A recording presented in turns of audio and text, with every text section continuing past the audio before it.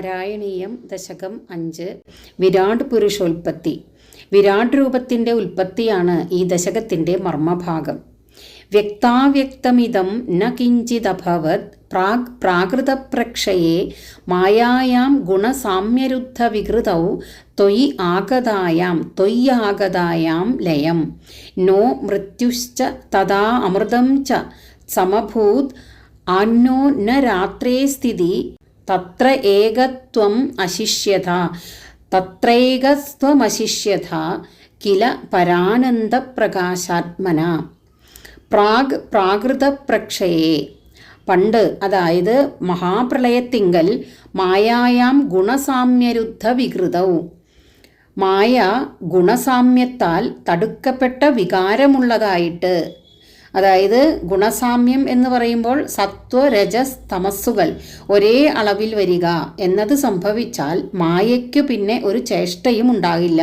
അതാണ് പറയുന്നത് ഗുണസാമ്യത്താൽ തടുക്കപ്പെട്ട വികാരമുള്ളതായിട്ട്.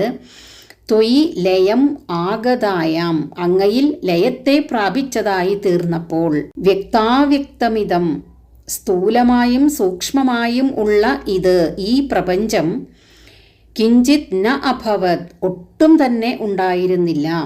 തഥാ മൃത്യു ച അമൃതം ച നോ സമഭൂത്, അകാലത്ത് മൃത്യുവോ, അതായത് സംസാരമോ അമൃതമോ മോക്ഷമോ ഉണ്ടായിരുന്നില്ല.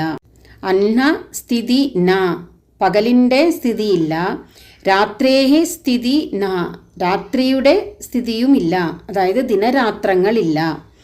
തത്ര ത്വം പരാനന്ദപ്രകാശാത്മന, ആ കാലഘട്ടത്തിൽ അവിടുന്ന് പരമാനന്ദസ്വരൂപനായും പ്രകാശസ്വരൂപനായും ഏകഹ അശിഷ്യതാഹ കില, ഏകനായി ഒറ്റയ്ക്ക് അവശേഷിച്ചുപോൽ. ആദിയിൽ ബ്രഹ്മപ്രളയത്തിൽ സത്വാദികളായ ഗുണങ്ങളുടെ സാമ്യം നിമിത്തം വികാരമില്ലാതിരുന്ന മായ നിൻതിരുവടിയിൽ ലയിച്ചിരിക്കെ സ്ഥൂല സൂക്ഷ്മ രൂപമായ ഈ കാണുന്നതൊന്നും ഉണ്ടായിരുന്നില്ല. ആ സമയത്ത് മരണധർമ്മകമായ സംസാരവും മോക്ഷവും ഉണ്ടായിരുന്നില്ല. പകലിൻ്റെ സത്തയും ഉണ്ടായിരുന്നില്ല, രാത്രിയുടെ സത്തയും ഉണ്ടായിരുന്നില്ല.